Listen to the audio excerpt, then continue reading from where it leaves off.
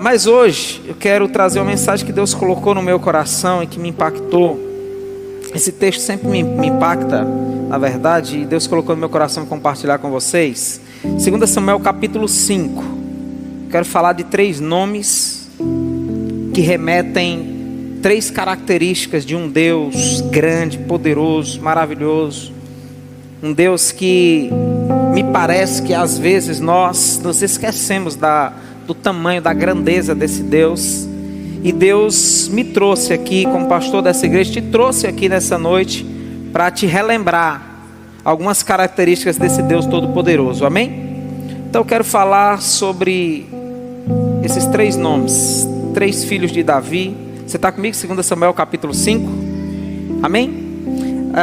Diz assim a palavra do Senhor, versículo 16, tá? Por favor, versículo 16, vai aí, capítulo 5, versículo, tem como colocar aqui na tela?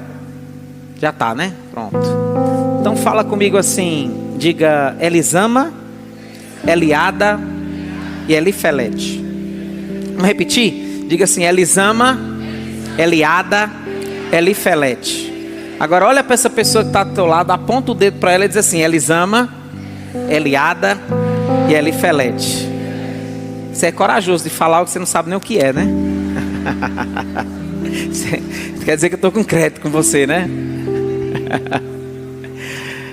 Queridos, esses nomes são nomes de alguns dos filhos do rei Davi. Na verdade, nesse contexto aqui, 2 Samuel capítulo 5, versículo 14, 15 e 16, vai falar dos nomes aqui, pelo menos 11 filhos de Davi. Obrigado. E dentre eles, me chama muita atenção esses 3 nomes. E eu quero aqui relacionar um outro texto que fala sobre 3 ações, 3 características do Senhor. Nós vamos ler daqui a pouco, mas você já pode abrir, que é Êxodo capítulo 3, versículo 7 em diante. E Elisama significa Deus ouve. Então diga comigo, Elisama, Deus ouve. Diga Eliada, Deus vê. Elifelete, Deus faz. Então quando você tiver trigêmeo, já pode colocar Elisama, Eliada e Elifelete, né? Ou um deles, né? Mas o que me chama a atenção é por que Davi escolheu esses 3 nomes.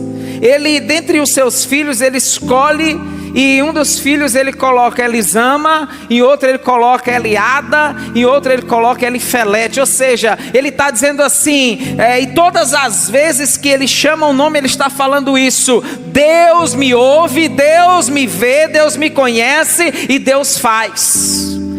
Naquele tempo, muito mais do que hoje, mas hoje também, os pais sempre colocavam os nomes relacionando com aquilo que a criança seria, ou seja, com aquilo que os pais querem falar sobre aquela criança. E às vezes eu digo assim, meu Deus, eu coloquei o nome da minha primeira, né? Foi Manu que escolheu, tá, gente? Agnes, né? Não tem nada a ver com divertidamente, né? Tem a ver, gente, ela viu lá, né? Agnes. Aí ela disse, amor, é mansa, mansa como um cordeiro. Eu falei, Jesus, deu o contrário esse. Porque pensa uma menina ativa, né, Agnes, né? Aí veio a próxima, agora está com 17 dias hoje. Gente, ore por mim que eu não estou dormindo nada. E ela fica a noite toda acordada. Quando dá 6 horas da manhã dorme. Aí eu fico, meu Deus do céu, chega aqui, né? E aí eu falei, amor, vamos botar agora Serena, que é para ver se, né? Mas aí eu fui voto vencido. A irmã escolheu Lise, né? E aí ficou Lise. Mas Lise é mais serena, glória a Deus, teria dado certo também. E, queridos, Davi é um homem que ele teve muitas experiências. É o único homem que a Bíblia diz que foi o homem segundo o coração de Deus. Mas não porque era um homem que não tinha defeitos, que não tinha falhas, não. Principalmente porque Davi era um homem que viveu grandes experiências com Deus. Davi foi um homem que viveu de verdade um Deus que ele sabia que o conhecia, um Deus que ele sabia que o ouvia, um Deus que ele sabia que agia no momento certo. Em alguns momentos Davi fala como salmista, ele escreve várias músicas, vários salmos, vários dos salmos que tem na Bíblia foram Davi que escreveu, e ele fala, na minha angústia eu clamei pelo Senhor, pastor, e Ele me socorreu, e Ele me livrou dos braços, dos laços da morte. Ele fala que o Senhor é o bom pastor, que nada faltará. E ali nós vamos ver Davi em vários momentos, queridos, falar e cantar sobre esse Deus, que é um Deus que conhece, que vê, um Deus que ouve e um Deus que faz. E eu fico pensando, olha que coisa séria. Davi estava ali criando seus filhos, e todas as vezes que ele chamava o nome de um dos filhos, ele estava falando da grandeza desse Deus, dizendo: Senhor, eu sei que o Senhor é um Deus que me vê, um Deus que me conhece, um Deus que me ouve, mas também um Deus que age, um Deus que faz na minha vida. E tem um texto que fala muito sobre esse agir, essas características do Senhor, que é esse texto de Êxodo, capítulo 3, que eu pedi para você abrir, versículo 7, eu quero ler com você. É sobre esse texto especificamente que eu quero ministrar, Êxodo capítulo 3, versículo 7 e 8, e relacionar esse texto com esses 3 nomes. Você encontrou? Amém? Disse assim: o Senhor disse: eu tenho visto claramente a opressão sobre o meu povo. Então diga assim: o Senhor tem visto. E aí ele diz: e escutado o seu clamor. Diga: o Senhor tem escutado por causa dos seus malfeitores, pois me preocupo com o sofrimento deles. Por isso eu desci para livrá-los. Diga: o Senhor agiu. Amém, para livrá-los das mãos dos egípcios e tirá-los daqui para uma terra boa, uma terra que mana leite e mel, a terra dos cananeus, dos hititas, dos amorreus, dos ferezeus, dos heveus e dos jebuseus. Pois agora o clamor dos israelitas chegou a mim, e tenho visto como os egípcios os oprimem. Amém? Esse texto, queridos, ele fala da chamada de Moisés. E como eu falei, se você olhar na Bíblia, todos os nomes, eles tinham muito significado e muito relacionado com quem era a pessoa. Então a gente vai ver Jacó, que significava usurpador, tendo seu nome depois mudado para Israel. A gente vai ver Manassés, que é colocado porque significa aquele que me fez esquecer. A gente vai ver Moisés, que significa arrancado das águas. Então, todas as vezes que se colocava o nome, colocava com significado. E aí Moisés, ele é aquele que, só recapitulando bem rapidinho para você relembrar, eu sei que você sabe, no capítulo 1 de Êxodo vai dizer que José, lá em Gênesis, na história de José, ele chama os seus pais e vem. E o faraó permite, e vem todos os seus parentes, e vem cerca de 70 pessoas da família de José. E então José dá uma terra para aquele povo, e a Bíblia vai dizer no capítulo 1 de Gênesis que o povo de Israel era muito fértil, muito frutífero, Deus estava com eles, e aquele povo então começa a ter filhos e filhas, e se multiplicar, e crescer, e crescer, e crescer, e se transforma num povo muito numeroso. Mas chega o tempo que José morre, o faraó, o rei do Egito, morre, e então o próximo rei não conhece mais José, não conhece mais o faraó, mas o rei começa a perceber que tinha um povo, e aquele povo era muito numeroso, aquele povo estava crescendo demais, e então ele começa a ficar preocupado, e diz: olha, esse povo de Israel é mais numeroso, mais forte do que o nosso, do que nós egípcios, mas eles estão vivendo e morando na nossa terra. Se a gente não fizer alguma coisa, daqui a pouco, quando tiver uma guerra, eles vão se rebelar contra nós, e vão se juntar aos nossos inimigos para nos conquistar. E aí então o rei daquela época, no capítulo 2, ele dá um decreto, e aquele decreto é: todo homem, menino que nascer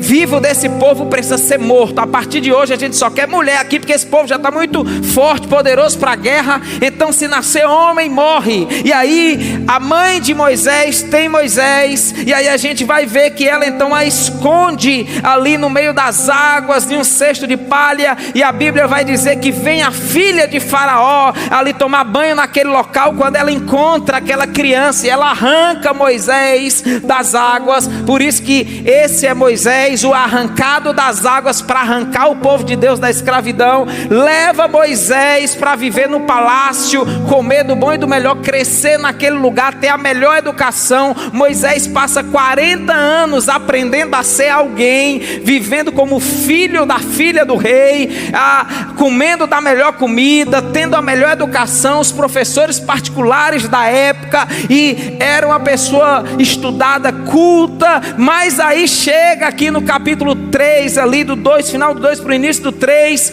onde Moisés, e aí quem está fazendo o seminário aqui, né, nosso instituto, nas segundas-feiras estamos estudando os temperamentos, né? E aí quem está fazendo sabe já o temperamento de Moisés. Eu não vou falar não para deixar vocês curiosos, né? O perfil comportamental de Moisés. Moisés, por ser do temperamento que ele era, ele vê algo, ele não concorda, ele vai lá e ele toma uma atitude. Infelizmente ele acaba matando uma pessoa que não deveria, e as pessoas vêm, e agora Moisés tem que fugir. Ele sai do Egito e tem que fugir para o deserto. E agora Moisés vai ficar 40 anos vivendo no deserto. Moisés passa 40 anos comendo do bom e do melhor, tendo a melhor ensino, enfim, aprendendo tudo, aprendendo a ser gente, a ser alguém. Mas agora Moisés vai passar 40 anos no deserto, aprendendo a ser ninguém. Porque muitas vezes, queridos, Deus, Ele nos tira, Ele nos leva, melhor dizendo, para o deserto, para nos tirar do Egito, do lugar que Ele não quer que nós estejamos, do lugar que nós já deveríamos ter saído. E aí Moisés agora vai ser treinado no deserto, porque o deserto é a escola do Senhor, amém? E aí Moisés vai ser treinado no deserto, porque no deserto ele aprende a ser pastor de ovelhas, ele aprende a liderar. E ali Moisés, então, nesse deserto, quando ele está aqui no início do capítulo 3, diz que o Senhor chama Moisés, e Moisés vê uma sarça ardente, aquela sarça que a gente canta sobre ela, né? É que a sarça pegou fogo e não se consumiu, e a sarça ali pegava fogo. E o que impressiona Moisés não é a sarça pegar fogo, porque era comum a sarça pegar fogo, era que a sarça pegou fogo, porque era muito quente, imagina, no deserto. Então sarça era uma árvore, um arbusto vazio, seco, e aí com aquele solzão batendo, pegava fogo mesmo. Só que a Bíblia diz que ela pegou fogo, mas não queimava, não se consumia. Aquilo chama a atenção de Moisés, e ele vai, e o Senhor diz: então Moisés, tira a sandália dos teus pés, porque o lugar onde você está é santo, e eu preciso falar com você. E aí quando Moisés se aproxima, o Senhor fala exatamente esse texto que nós lemos: Moisés, eu tenho visto a aflição do meu povo, e eu tenho ouvido o seu clamor. O clamor do meu povo chegou aos meus ouvidos, e agora eu vou descer, eu vou agir para livrar o meu povo e tirar o meu povo do Egito. E eu estou levantando você, Moisés, o tirado das águas, para ser aquele que vai tirar o meu povo da escravidão. Porque Deus sempre levanta alguém para tirar aqueles que precisam ser resgatados da escravidão, das garras de Satanás, amém? E aí Moisés então é esse que é levantado pelo Senhor. Mas o que me chama a atenção, queridos, aqui não é agora sobre Moisés, é sobre as atitudes de Deus para com aquele povo, que refletem as características e atitudes de Deus para conosco, e que tem tudo a ver com esse Deus que é o Deus Elisama, o Deus Eliada, o Deus Elifelete, o Deus que vê, o Deus que ouve, o Deus que faz. E eu quero que você entenda, nós da comunidade da família, você que está aqui, nós não somos deístas. O que é deístas? É aquele que diz assim: Deus é o criador do mundo, Ele criou, mas é como se Ele criou o mundo e deu corda, só que Ele não intervém mais nas leis naturais do mundo. Ele está só ali observando o que está acontecendo. Não, nós não acreditamos nisso. Nós acreditamos que nós temos um Deus que Ele age. Até hoje Ele intervém no curso da história da humanidade, se for preciso, amém?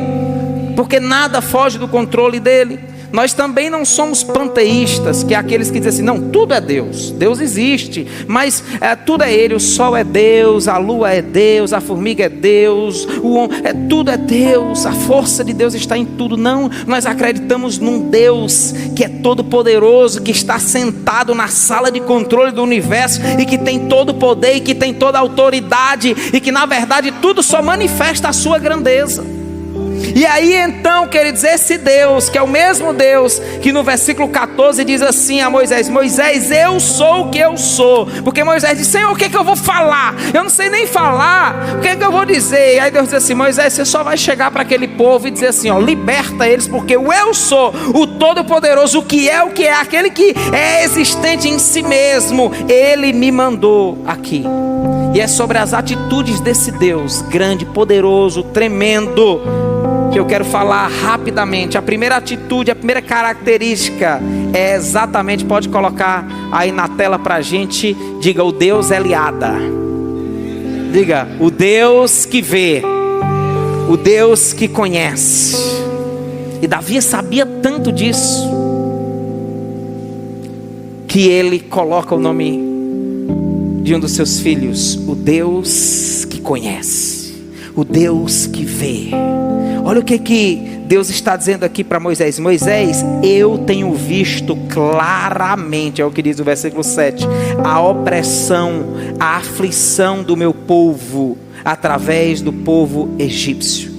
Ei, escute, você não serve a um Deus cego. Eu quero que você entenda isso muito claramente. Deus, Ele não tem miopia, Deus não tem astigmatismo, Deus não tem glaucoma. Você não segue a um Deus que olha e não vê, você não segue a um Deus que está de olhos fechados. Não, você segue a um Deus que um dos seus atributos é a onipresença. A Bíblia diz que Ele está em todos os lugares, é a onisciência, é aquele que conhece, que vê, que sabe todas as coisas. O nosso Deus, queridos, Ele está no céu, mas Ele vê a minha e a tua aflição, Ele vê os nossos problemas, Ele vê as nossas dificuldades. Quando você está triste, quando você está orando, quando você está com problema, Deus está te vendo.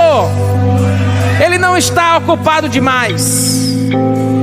Ele está dizendo assim: Moisés, eu tenho visto a aflição do meu povo.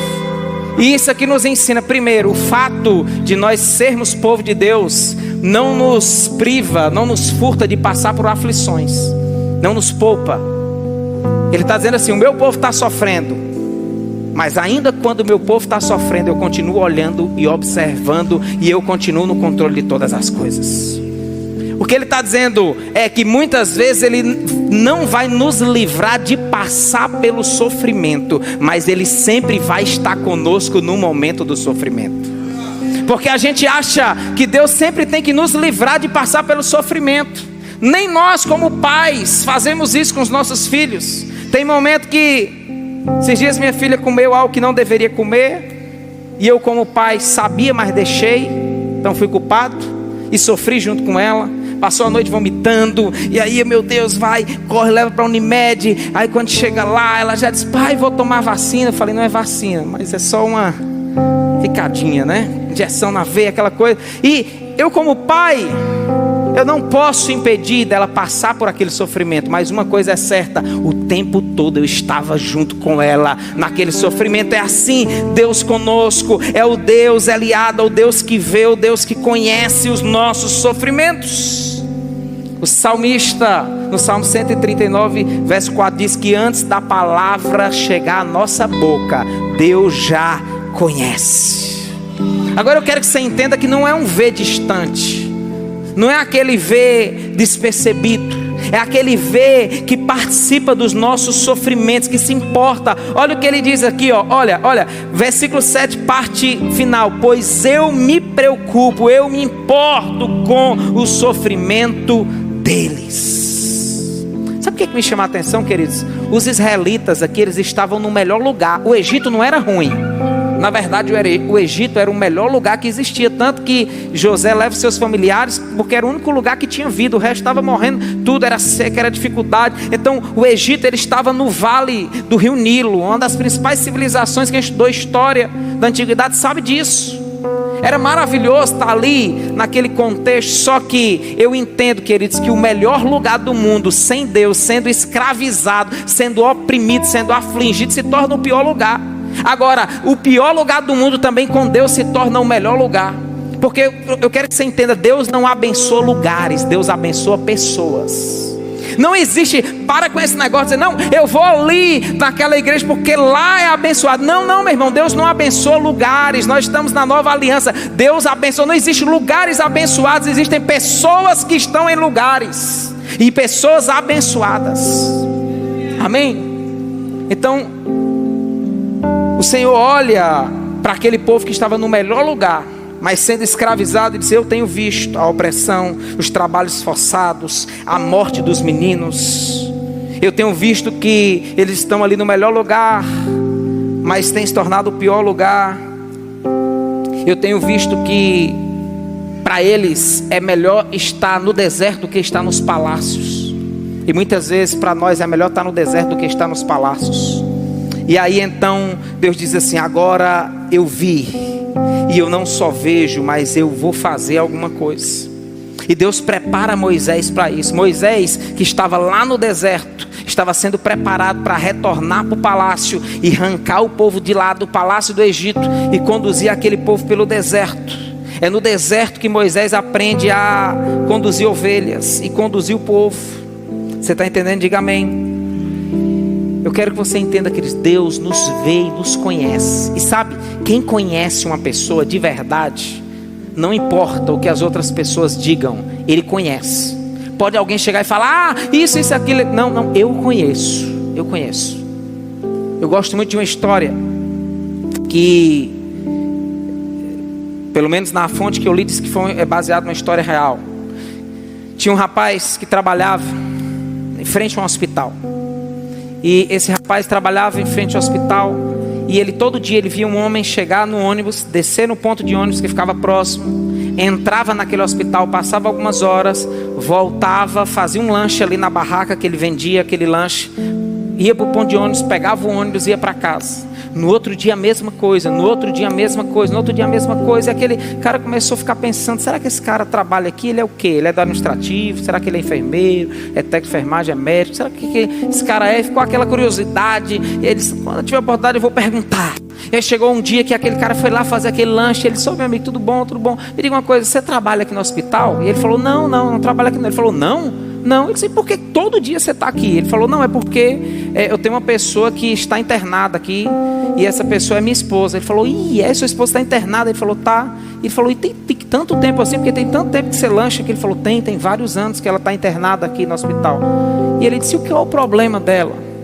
E aí ele falou assim: ela tem uma doença degenerativa, e essa doença faz com que ela cada vez vai ficando pior, vai perdendo cada vez mais. Ele falou: e aí como é que é? Então você vai lá, conversa com ela e tal. E ele falou: não, eu vou lá, fico um tempo com ela, mas ela não me reconhece mais. Ele falou: o quê? Não, ela não me reconhece, ela não conversa mais comigo, ela não interage mais, porque já chegou num grau muito severo. E aquele cara ficou muito impressionado, e ele disse assim: mas me diz uma coisa, e por que mesmo ela não te conhecendo mais, você vem aqui todos os dias e você ainda assim está com ela todos os dias? E aquele homem disse assim: sabe por quê?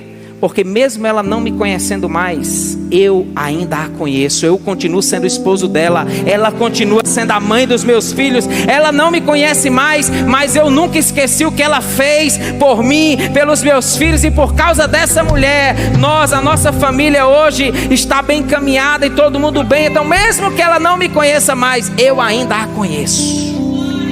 Esse é Deus, queridos.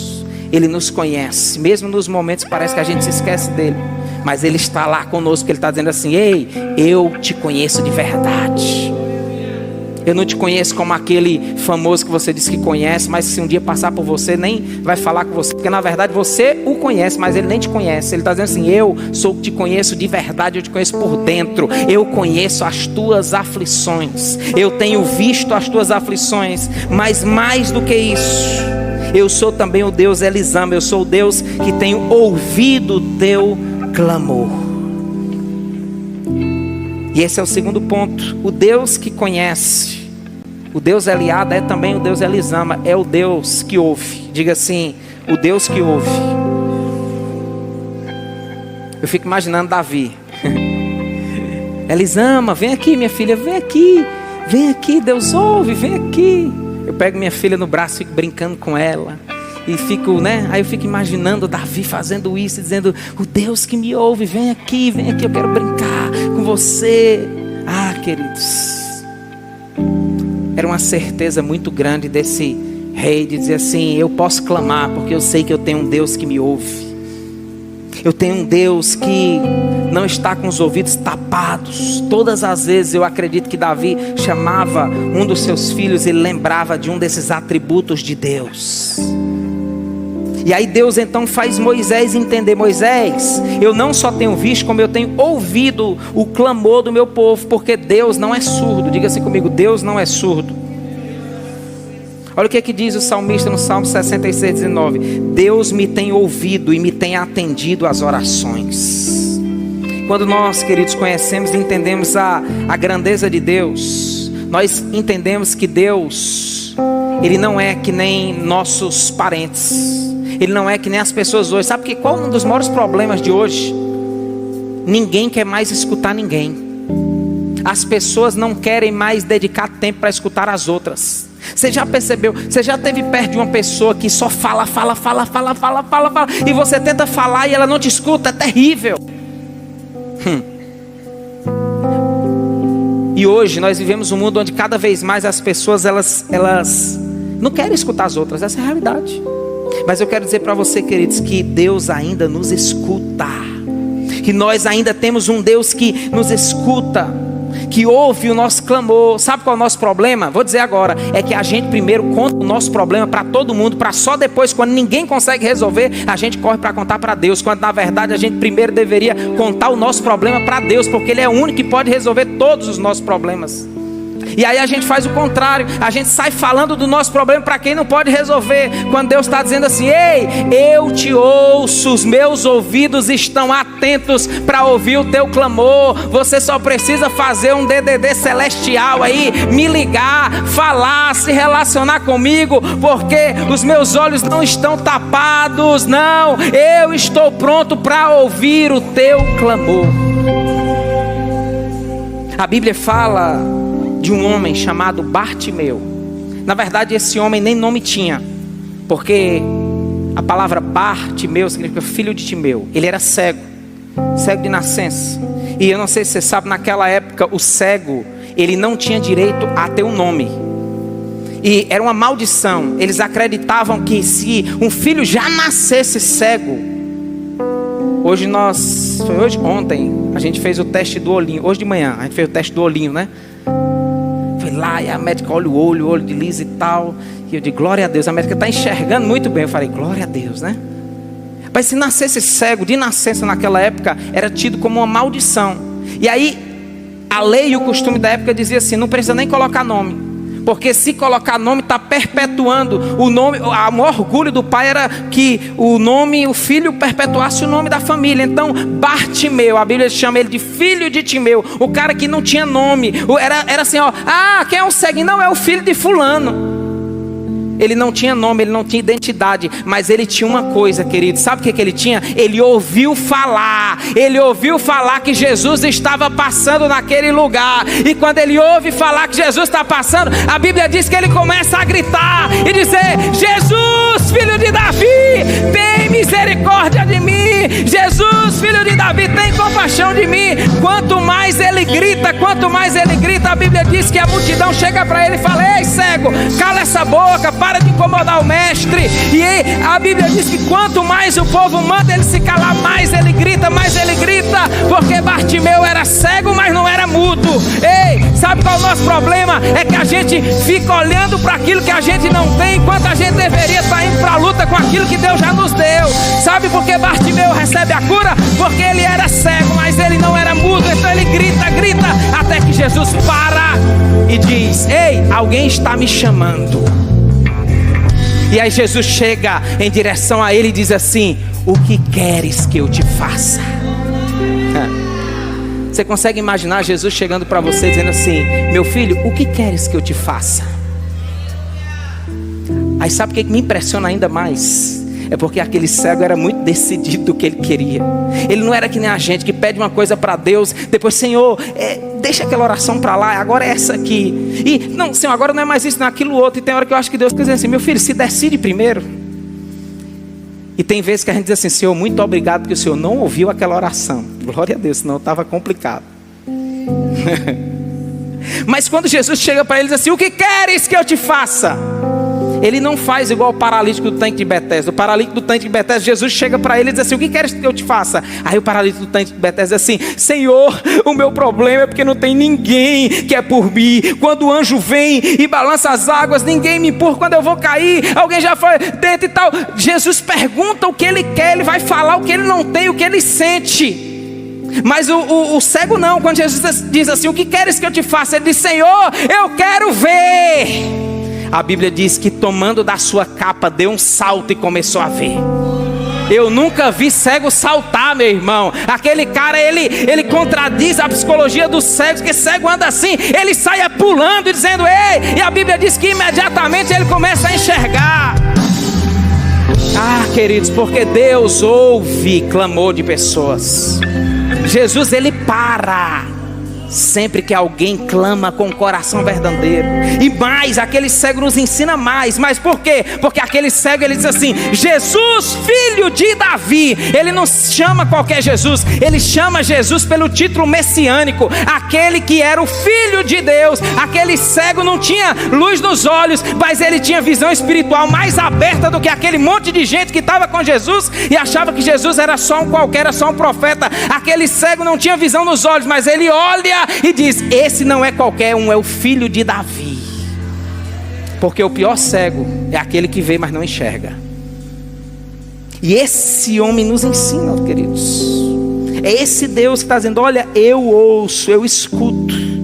Quando você clama, o meu povo tem clamado e eu tenho escutado, porque eu me preocupo com o sofrimento deles. E aí, para finalizar, versículo 8, acompanha comigo aí, por favor. Eu preciso beber água, né, gente?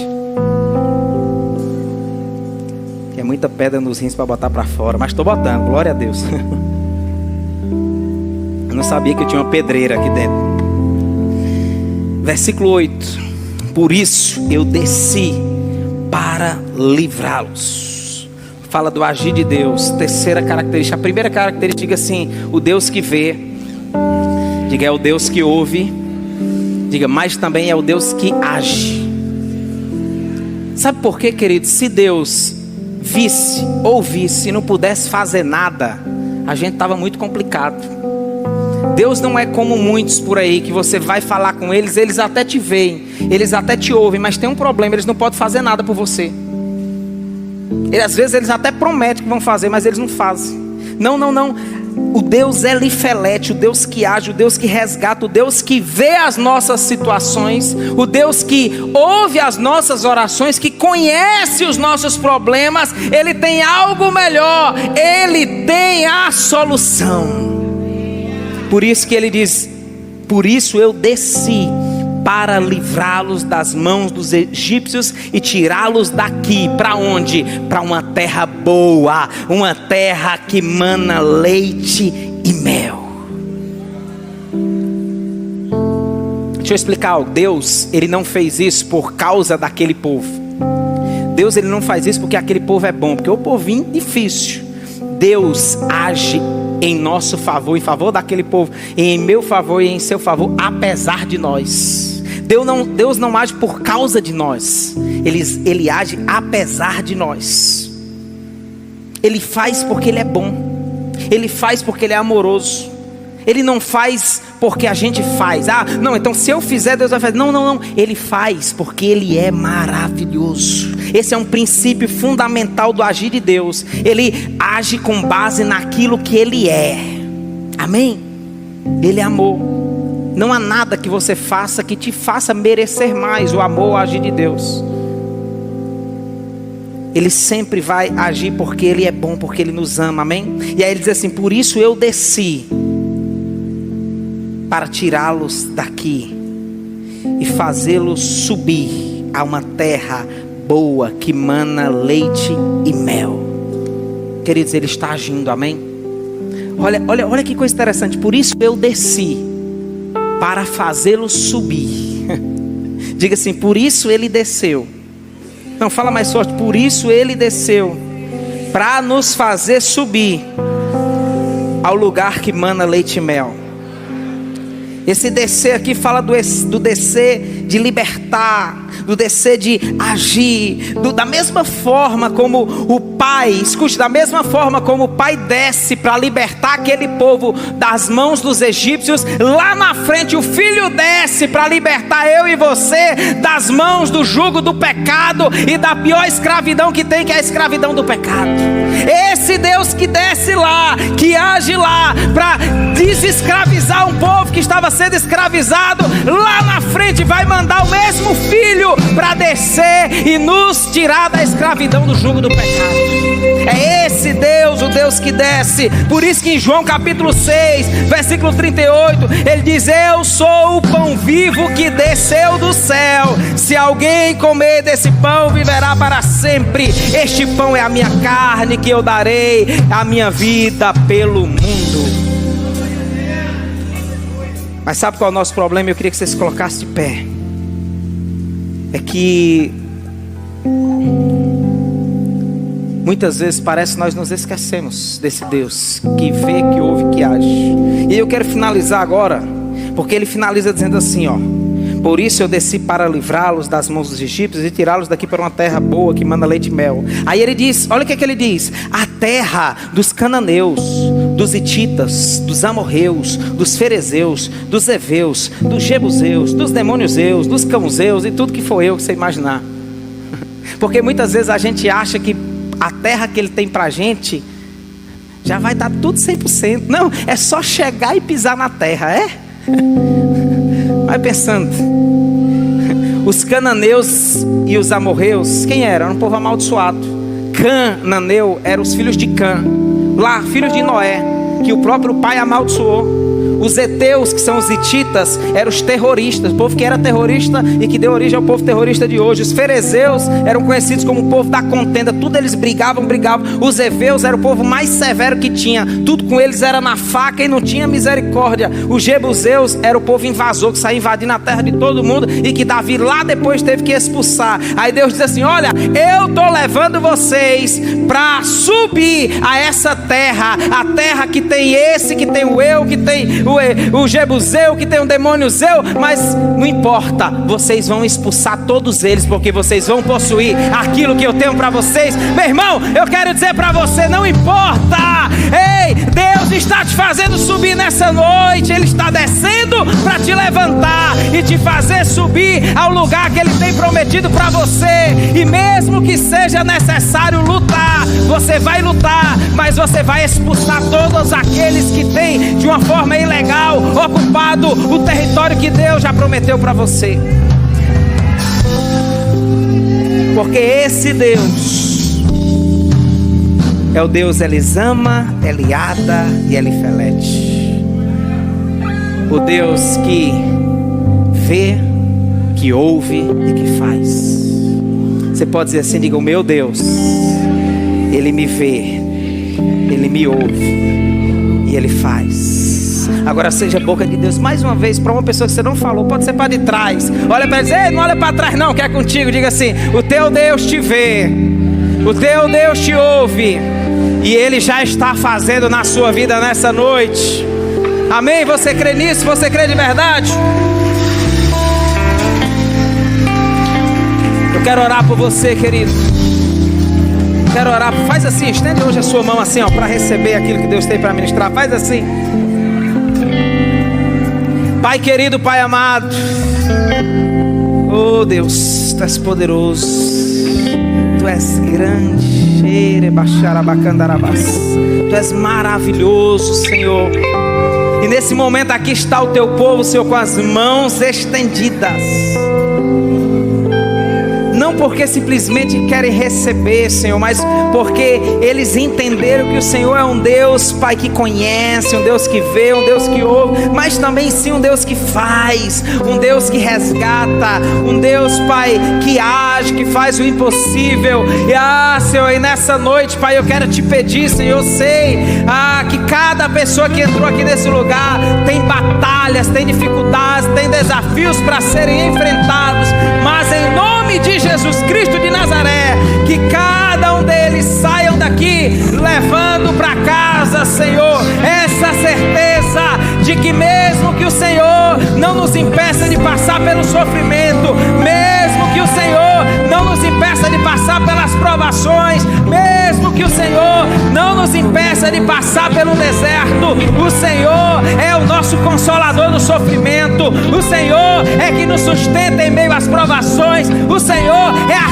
sarça ardente que não se consome no meio do deserto e que está conosco, Pai. E é nessa certeza que nós vamos sair daqui essa noite, Pai. Oh, é nessa certeza aqui, Senhor, que a graça do Senhor Jesus Cristo, o amor de Deus Pai e o consolo do doce Espírito Santo de Deus seja conosco hoje e para sempre. Se você crê, diga amém.